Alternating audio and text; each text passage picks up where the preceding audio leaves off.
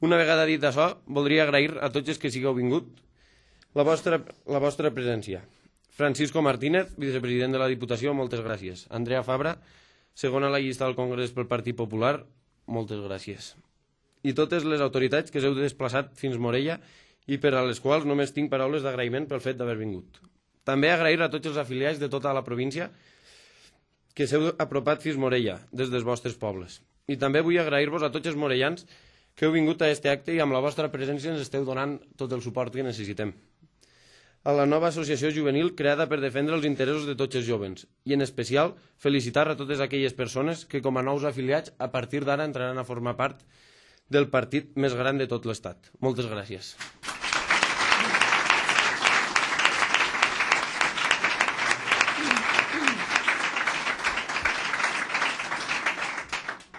Per què noves generacions a Morella? És una pregunta que ens sorgeix a tots moltes vegades.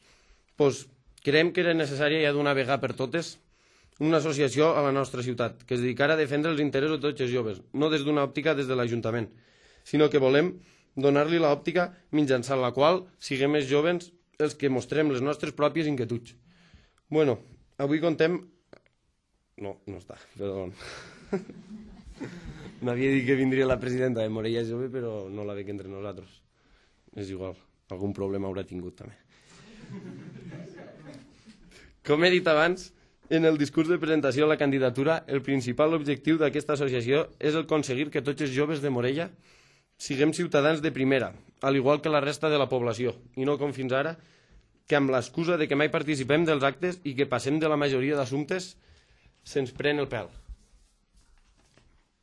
Ja s'ha acabat aquesta situació, o almenys nosaltres intentarem que així no sigui. Quin és l'últim grup musical bo que han portat a la ciutat per als joves? Algú sap? No, padre. Aquesta, que és l'activitat que més èxit té entre els joves, és substituïda any rere any per grups més roïns i creuen que en portar un grup musical ni mitjanament digne per Morella ja està la feina feta. Per això naix noves generacions. Per entre d'altres activitats, nosaltres intentarem ressuscitar el gusanillo per l'activitat cultural, portant a primeres espases de cada tema d'actualitat i tan seriosos com són problemàtiques com la sexualitat, el treball, entre d'altres, per a tots els joves. També, i com a novetat, ens agradaria que, fent ús d'aquesta llibertat d'expressió, poder organitzar i aconseguir portar a Morella periodistes de reconegut prestigi per poder dissertar sobre diferents llibres i aconseguir taules rodones on tots tinguem cabuda. I és que són molts anys de Ximo Puig a Morella, són molts anys de socialisme en aquesta ciutat, i ja va ser hora de canviar i regenerar aquesta democràcia.